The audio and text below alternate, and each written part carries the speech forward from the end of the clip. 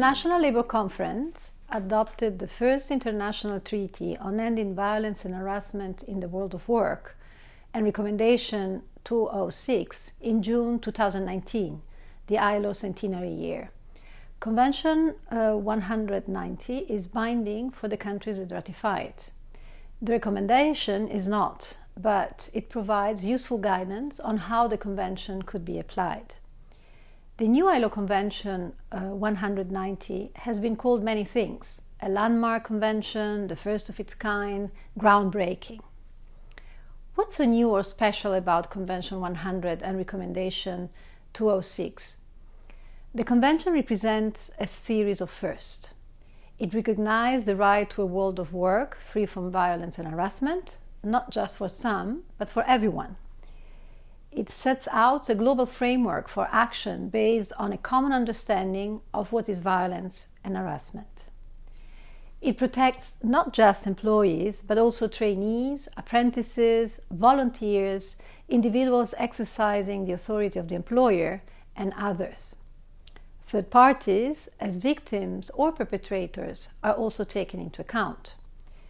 The Convention has a wide reach as it applies to violence and harassment that may occur in the workplace, places where a worker is paid, takes a rest or meal break, or uses sanitary, washing, or changing facilities, during work-related trips, travel, training, events, or social activities, in employer-provided housing, and in commuting to and from work.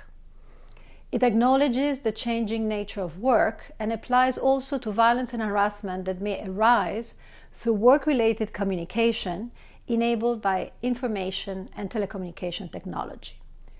The Convention overcomes the fragmented manner in which violence and harassment has been dealt with till now, either as an equality and non-discrimination issue or as an occupational safety and health issue. The instrument brings these two dimensions together and calls for violence and harassment to be prohibited in law and addressed in relevant national policies. The Convention and Recommendation were crafted by ILO's tripartite constituents, governments, employers and workers, who ensured that the instruments were relevant to a range of national realities, were practical, and would withstand the test of time. So why are Convention 190 and Recommendation 206 important to women in global supply chains? While everyone may be concerned by violence and harassment in the world of work, women and girls are disproportionately affected by it, and the new instruments acknowledge this. Women may constitute the majority of the workforce in some global supply chains, such as in the garment and flower industries, but in all global supply chains, they tend to concentrate at the bottom of the hierarchy and at the end of the supply chains. They often come from rural areas, are of relatively young age, have little education and limited, if any, previous work experience as wage workers, and no knowledge of trade unions. In some instances, women may be migrants and may not speak the local language.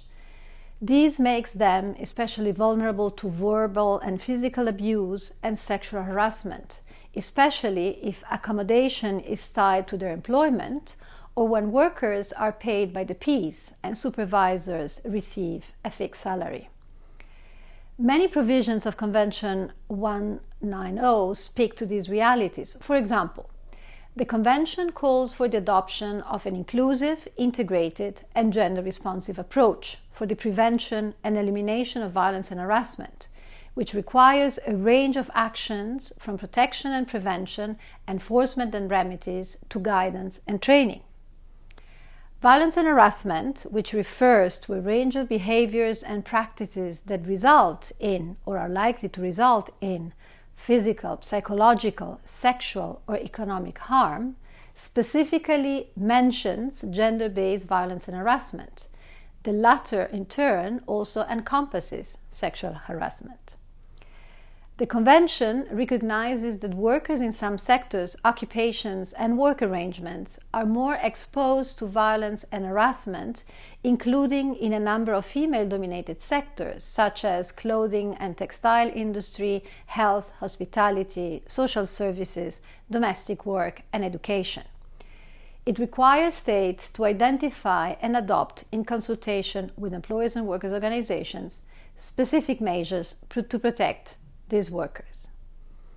The Convention also recognizes that violence and harassment may stem from poor working conditions, such as unrealistic production targets, poor communication, and abusive management styles, as well as from multiple and intersecting forms of discrimination and unequal power relations between men and women at home and at work. It states that violence and harassment cannot be eliminated if discrimination in employment against women and other discriminated groups is not addressed as well.